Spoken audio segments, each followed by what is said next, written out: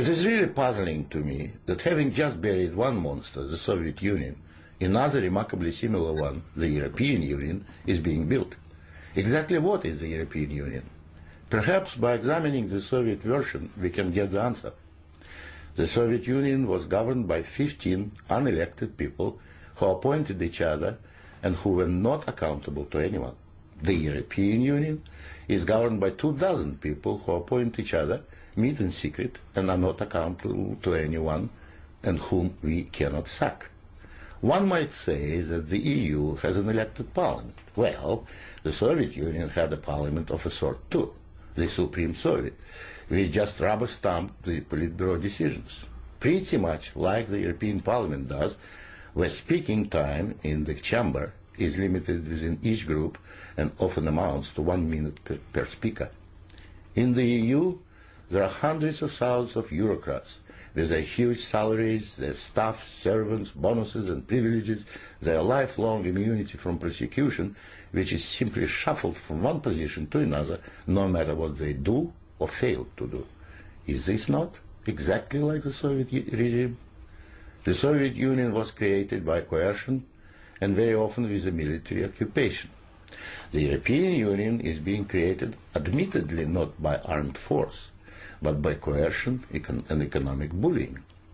In order to continue to exist, the Soviet Union spread itself further and further. The moment it stopped spreading, it started collapsing. And I suspect the same is true of the European Union. We were told that the purpose of the Soviet Union was to create a new historic entity, the Soviet people, and that we must forget our nationalities, our ethnic traditions and customs. The same seems to be true of the European Union. They don't want you to be British or French.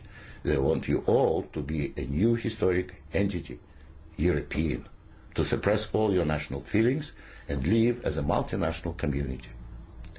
After 73 years, the same system in the Soviet Union resulted in more ethnic conflict than anywhere in the world. In the Soviet Union, one of the grand purposes was the destruction of the nation-state. And that's exactly what we observe in Europe today. Brussels intends to absorb nation-states so that they should cease to exist. Corruption was built into the Soviet system from top down, and so it is in the EU. The same endemic corruption activity that we saw in the old Soviet Union has flourished in the EU. Those who oppose or expose it are silenced or punished. Nothing changes. In the Soviet Union, we had a gulag. I think we have a gulag in the European Union also, an intellectual gulag known as political correctness.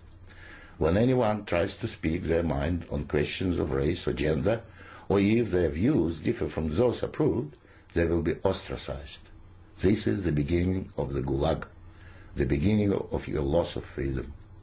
In the Soviet Union, they told us we needed a federal state to avoid war. In the European Union, they are telling you exactly the same thing. In short, the same ideology underpins both systems. The EU is an old Soviet model presented in Western guise. But again, like the Soviet Union, the European Union has within itself the seeds of its own demise. Unfortunately, when it collapses, and it will leave immense destruction behind, and we will be left with huge economic and ethnic problems. The old Soviet system was incapable of reform, so is the European Union, but there is an alternative to being ruled by those 24 self-appointed officials in Brussels. It is called independence. You don't have to accept what they have planned for you. After all, you have never been asked if you wanted to join. I have lived in your future, and it didn't work.